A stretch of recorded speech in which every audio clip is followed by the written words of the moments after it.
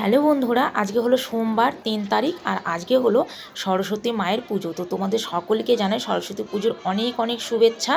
আজকে সরস্বতী পুজোর দিনটা তোমাদের সকলের খুব ভালো কাটুক, খুব মজা করো, খুব আনন্দ করো, খুব ঘোরো। তো যাই হোক, সকালবেলা স্নান টান করে আমি আর রিশু চলে এসেছি। এই যে এখানে সরস্বতী মায়ের পুজো হচ্ছে আর রিশুকে আজকে হলো হাতে খড়িমাটি দেবো, সেই উদ্দেশ্যে আরও সকাল সকাল স্নান টান করে শাড়ি পরে চলে এসেছি। আর আমাদের এখানে সিলভাসাতে এই একটা মাত্র সরস্বতী মায়ের পুজো হয়েছে পুরো সিলভাসার মধ্যে। আর এই পুজোটা সমস্ত বাঙালিরা মিলে সরস্বতী মায়ের পুজোর আয়োজনটা করেছে। আর আমি দেখো আজকে শাড়ি পরেছি, নতুন শাড়ি, আর রিশুকেও সাজুগুজু করে নিয়ে দুজনে মিলে চলে এসেছি। আর ওই যে পাশে বাচ্চাটা দেখছো, ওই বাচ্চাটার হাতেও আজকে খড়িমাটি হবে, মানে খড়িমাটি দেবে। আর জানো, আমরা কেউ স্লেট পাইনি, ওর মামিও স্লেট পাইনি, এই জন্য খাতা পেন্সিল নিয়ে এসছে, আর আমিও স্লেট পাইনি, এই জন্য খাতা আর পেন্সিল নিয়ে এসেছি। এটাতে খড়িমাটি দেবো। তো ঠাকুরমশাই বললো কোনো অসুবিধা নেই, পাওয়া যায়নি আর কী করা যাবে। আর এখানে এই যে পুজোর আয়োজন হচ্ছে, পুজো আরতি হবে। আর জানো তো বন্ধুরা, আমি এই সিলভাসাতে আসার পর এই প্রথম আমি সরস্বতী মায়ের পুজোর অঞ্জলি দেব। জানো, মানে আগে বিয়ের আগে কলেজে স্কুলে অনেক পুজোর অঞ্জলি দিয়েছি, কিন্তু এখানে এসে এটাই প্রথমবার। আর এই দেখো আরতি হচ্ছে।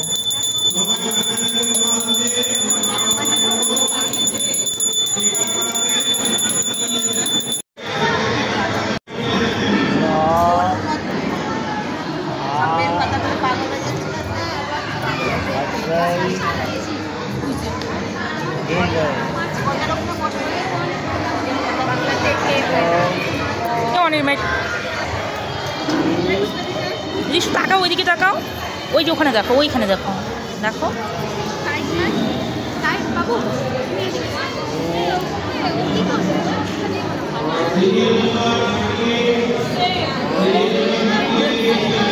তো দেখো বন্ধুরা, এই যে এখানে রিশুর হাতে খড়িমাটি দেওয়া হচ্ছে। ঠাকুরমশাই নিজে হাতে, মানে রিশুর হাত ধরে ঘুরিয়ে লিখিয়ে দিচ্ছে অ, আ, ই আর ওং সরস্বতী মায়ে নমঃ, এগুলো লিখে দিচ্ছে। আর রিশু তো এদিক ওদিক তাকাচ্ছেও, মানে বুঝতে পারছে না যে কি হচ্ছে ওর সঙ্গে ব্যাপারটা।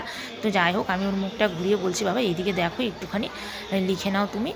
তারপর রিশু সুন্দর করে ঠাকুরমশাইয়ের হাত ধরে অ, আ এগুলো সব কিছু লিখেছে। এরপরে অঞ্জলিটা হয়েছে। অঞ্জলি দেওয়ার আগে হাতে খড়িমাটি বাচ্চাদের হয়ে গেছে।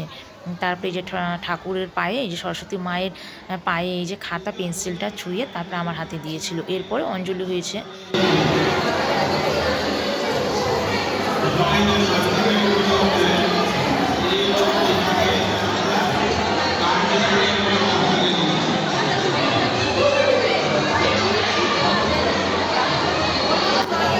আর জানো, সরস্বতী পুজো আসলেই সেই ছোটোবেলার কথা মনে পড়ে যায়।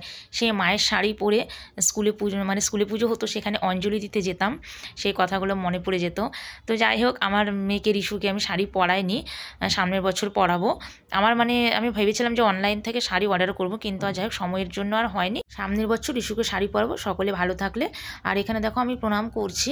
পুজো আরতিটা মোটামুটি হয়ে গেছে, আর অঞ্জলি দেওয়াও আমার হয়ে গেছে। এরপরেও অবশ্য 2-3 বার মতন অঞ্জলি হয়েছে আমাদের অঞ্জলি দেওয়ার পরও।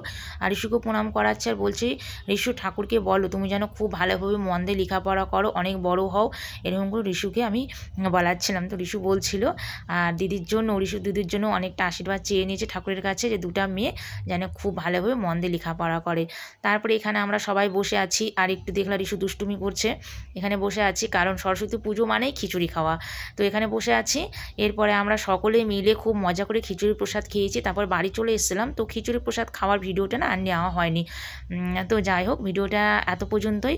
কেমন লাগলো, যদি ভালো লাগে অবশ্যই একটা লাইক করবে আর কমেন্ট করতে একদম ভুলবে না। তো চলো, আজকের জন্য টাটা, বাই বাই। সকলে খুব ভালো আর সুস্থ থেকো।